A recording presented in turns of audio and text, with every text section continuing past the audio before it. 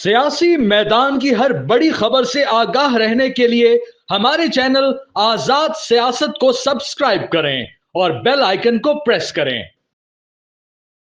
बिस्मिल्लाहिर्रहमानिर्रहीम। नाज़रीन अस्सलाम वालेकुम, मैं हूं इमरान वसीम। आज़ाद डिजिटल मीडिया की नई सीरीज आज़ाद सोच में आप तमाम देखने वालों को वेलकम करते हैं।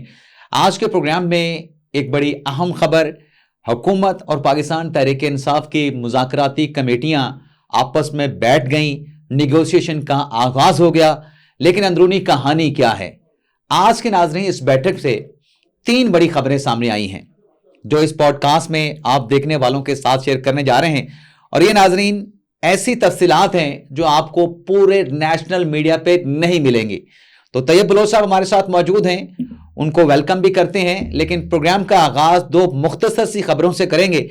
एक तो आज 190 मिलियन पाउंड केस का फैसला नहीं सुनाया गया, लेकिन क्या इमरान खान के लिए सजा का खतरा टल गया अगर फैसला मौखर हुआ है? एक तो इस पर हम बात करेंगे। दूसरी नाज़रीन जो खबर है, पाकिस्तान तहरीक इंसाफ की गैर संजीदगी।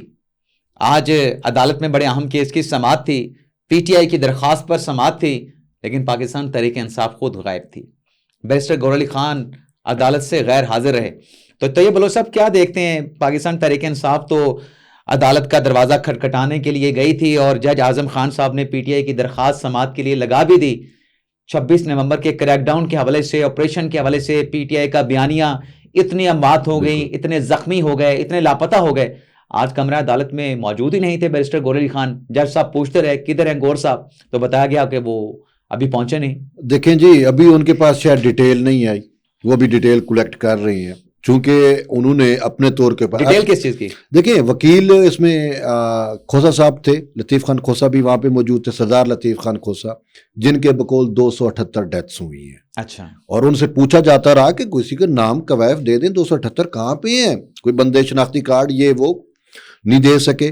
तो अब उन्होंने इस मामले को जो है वो कोर्ट तक तो ले गए कि जी हमारे साथ ज्यादती हो गई, 24 और 26 नवंबर के दरमियान जो है हमारे इतने वर्कर्स ये हुए, लापता हुए। अभी तक इनके पास अपनी डिटेल ही नहीं है, चूंकि वो एक इफ्तरा है, वो झूठ है।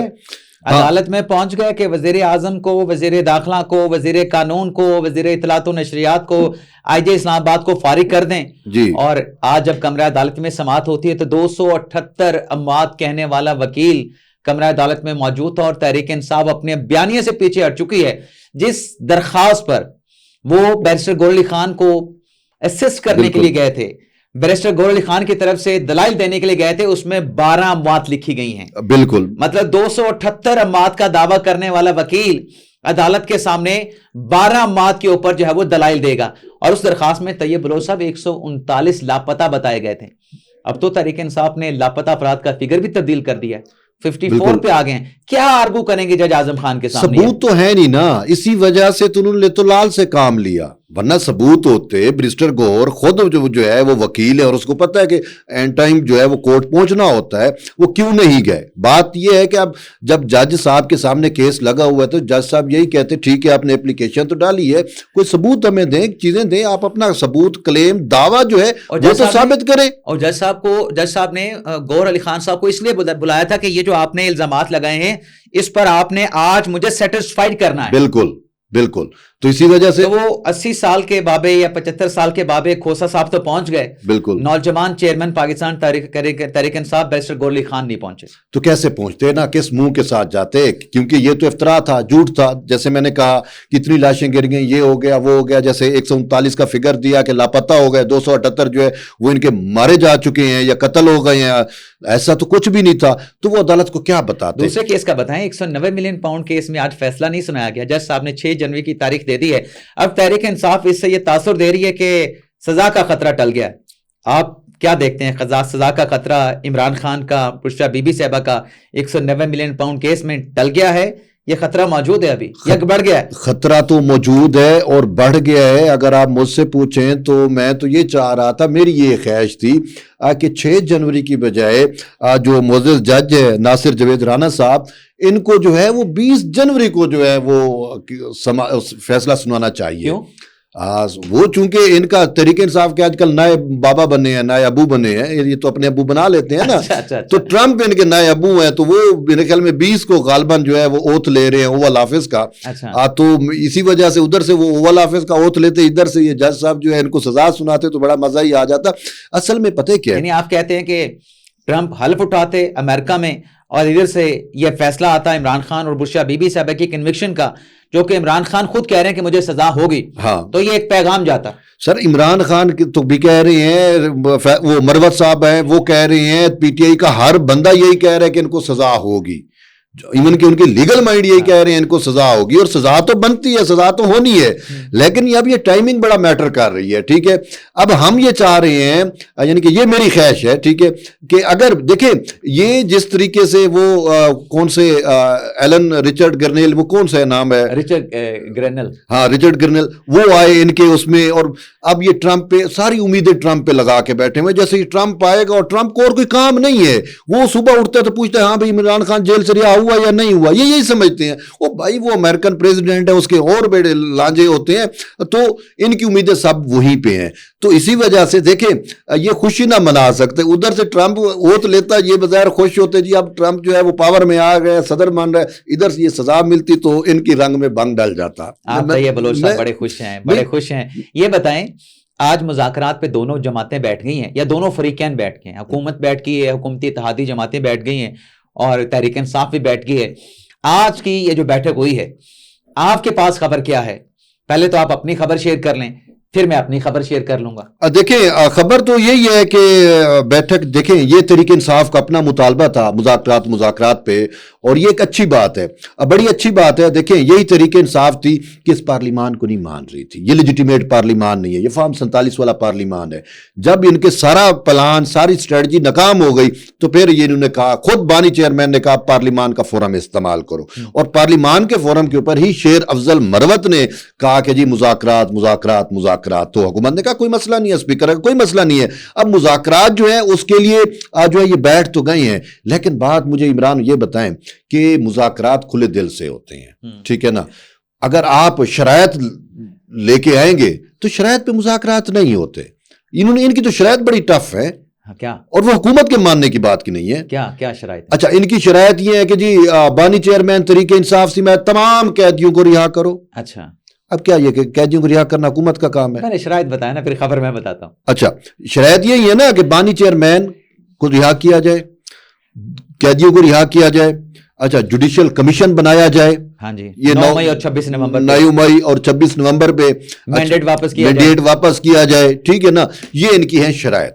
مجھے یہ بتائیں کہ جن کو یہ مینڈیٹ چور کہہ رہے ہیں، سپوز کر لیتے ہیں ان کے بقول، انہی کے سامنے بیٹھ کے کہہ رہے ہیں کہ جی ہمارے مینڈیٹ کو واپس کرنے کے لیے کمیشن بناؤ. طیب بلوچ صاحب خبر یہ ہے کہ آج اسحاق ڈار صاحب نے جب اس اجلاس میں پی ٹی آئی والے بیٹھے اور اسپیکر صاحب نے اجلاس کو چیئر کیا، تو سب سے پہلے تو اسحاق ڈار صاحب نے شکوہ کیا کہ جب بھی مذاکرات شروع ہوتے ہیں آپ کی طرف سے کوئی ٹویٹ آ جاتا ہے تو ایسے تو مذاکرات نہیں ہو سکتے. بالکل. تحریک انصاف نے افسوس کا اظہار کیا. تحریک انصاف کے اسد کیسر صاحب نے خود کہا کہ یہ نہیں ہونا چاہیے، یعنی معذرت خانہ رویہ تھا اپنے کنڈکٹ کے اوپر پاکستان تحریک انصاف کا. جب اسحاق ڈار صاحب نے یہ بات رکھی کہ مذاکرات کرنے اور مذاکرات کے دوران آپ کے ٹویٹ آ جائیں تو مذاکرات کیسے نتیجہ خیز ہوں گے، اس کو سبوتاج کر تو اس پر وہ کہنا کہ اپولوجیٹک ایٹیچیوڈ تھا ان کا، کنڈکٹ تھا، معافی مانگنے والا آپ کہہ لیں. جی بالکل، کہ ہم کنڈم کرتے ہیں، ایسا نہیں ہونا چاہیے. دوسرا یہ ہے کہ انہوں نے آج جو خد و خال اپنے ڈیمانڈز کی پیش کی ہیں وہاں پہ، جو مطالبات جو آپ بتا رہے ہیں کہ خان صاحب کو رہا کریں، اور خاص طور پہ انہوں نے ڈیمانڈ پتہ کیا کی ہے؟ اڈیالہ جیل کا جو قیدی 800 نمبر 4 کہتا ہے کہ میں ملٹری کورٹ کے ٹرائل سے نہیں ڈرتا. پی ٹی آئی کے لوگ ذرائع کے مطابق اس میں یہی ڈیمانڈ کر رہے تھے کہ عمران خان صاحب کا ملٹری کورٹ میں ٹرائل رکوائیں. اصل چیز تو یہ ملٹری کورٹ میں ٹرائل نہیں ہونا چاہیے. اور بھی ڈیمانڈ رکھی ہیں جو ابھی آپ نے بتائی ہیں. خبر یہ ہے، بھی میں نے ٹویٹ کیا کہ بڑی پیش رفت ہوئی ہے اور حکومت نے کہا کہ آپ تحریر اپنا چارٹر آف ڈیمانڈ دے دیں.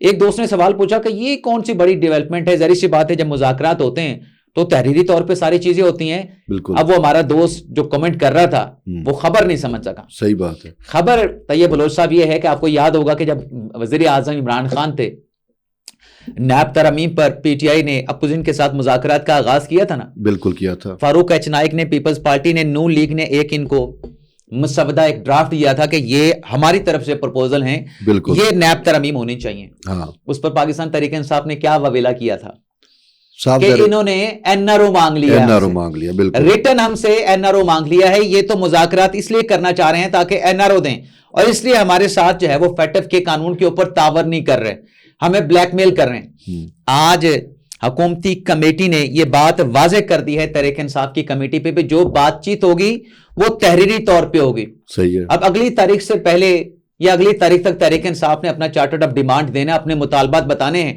تو 2 جنوری کو تحریک انصاف تحریری طور پہ اپنا این آر او لکھ کے دے گی. ہاں کہ یہ چیزیں ہیں, اور ہمیں تحریری طور پہ این آر او لکھ کے دے گی کہ ہمیں یہ این آر او حکومت سے چاہیے, عمران خان کی رہائی چاہیے, کارکنان کی رہائی چاہیے, ہمیں جو ہے وہ مینڈیٹ واپس کیا جائے, ملٹری کورٹ میں عمران خان کا ٹرائل نہ کیا جائے. تو یہ ریٹن تاکہ ریکارڈ کے اوپر آئے کہ تحریک انصاف نے تحریری طور پہ یہ حکومت سے این آر او مانگا ہے.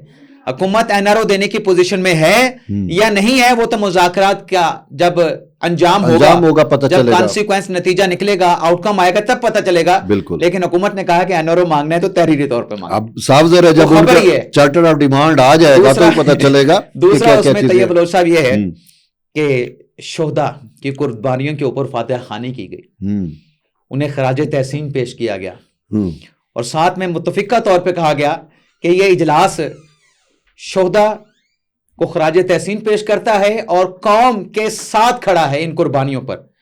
اب قوم کے ساتھ کھڑا ہونے کا مطلب کیا ہے؟ فوج کے ساتھ کھڑے ہیں. بالکل فوج کے ساتھ کھڑے ہیں. تو یہ تو اسٹیبلشمنٹ کے خلاف بیانیاں بناتے ہیں. اب اس پہ بتائیں جی جناب, آپ کا آخری انپٹ ہے اور پروگرام کو ختم کرتے ہیں, وائنڈ اپ کرتے ہیں, کہ یہ تو ایک بڑی خبر ہے کہ Tehreek Insaf return N R O مانگنے جا رہی ہے. اب بالکل وہ چارٹر آف ڈیمانڈ ہے, ریٹن ہے, اور اس میں نے جیسے اس دن بھی کہا تھا کہ یہ لیٹ گئے ہیں, ٹھیک ہے نا. تو اب یہ ان کو یہی بالکل لیٹ گئے. اچھا, یہ ایک تحریک انصاف کو تو ایک وہ جاتا ہے کہ اس کو ان کے دشمن جو ہے نا وہ بڑے یوں سمجھیں کہ ان کو دشمن جو ہیں وہ ملے ہیں کہ جن میں رکھ رکھاؤ بھی ہے, جو مانتے بھی ہیں, جو چیزوں کو دیکھیں. تحریک انصاف ابھی تک اگر سروائیو کر رہی ہے تو اس کا کریڈٹ زرداری صاحب کو دیں, اس کا کریڈٹ نواز شریف کو دیں.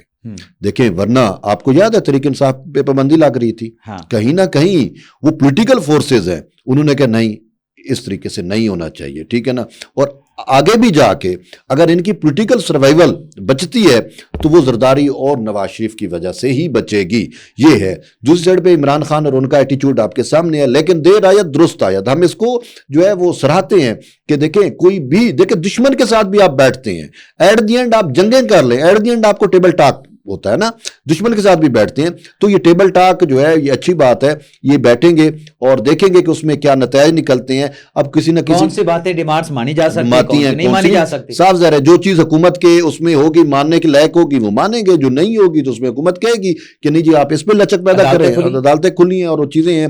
تو ایک چیز تو طے ہے عمران, وہ یہ ہے کہ مین ان کا ایجنڈا تحریک انصاف کے بانی چیئرمین کو ملٹری ٹرائل سے بچانا اور اس کی رہائی, دونوں ایک دوسرے جڑی ہوئی ہیں.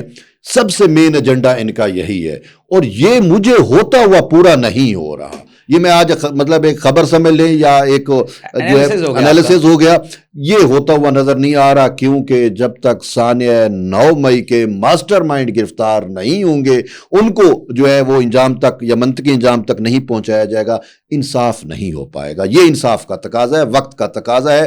تو اب دیکھتے ہیں حکومت بھی دیکھیں حکومت اس میں فریق نہیں ہے, جو فریق ہیں وہ انہوں نے تو ماسٹر مائنڈ کر دیا. آپ نے بات کر دی, اور یہ بات بالکل ظاہر سی بات ہے, یہ نقطہ آغاز بھی ہے اور یہ نقطہ اختتام بھی ہے کہ 9 مئی کے جو ماسٹر مائنڈز ہیں جب تک وہ انصاف کے کٹہرے میں نہیں آتے, جب تک وہ منطقی انجام تک نہیں پہنچتے, یہ معاملات یا عمران خان کی رہائی یا عمران خان کے کیسز ختم ہو جائیں, ایسی چیز ہوتی ہوئی نظر نہیں آ رہی. جو کچھ بھی ہونا ہے وہ 9 مئی کے نیچے سے ہو کے گزرنا ہے. بالکل. تو آپ کی اس بات سے پروگرام کا اختتام کرتے ہیں, دیکھنے والوں سے اجازت چاہتے ہیں. اللہ تعالی ہم سب کا حامی ناصر, اپنی دعاؤں میں یاد رکھیے گا. اللہ حافظ.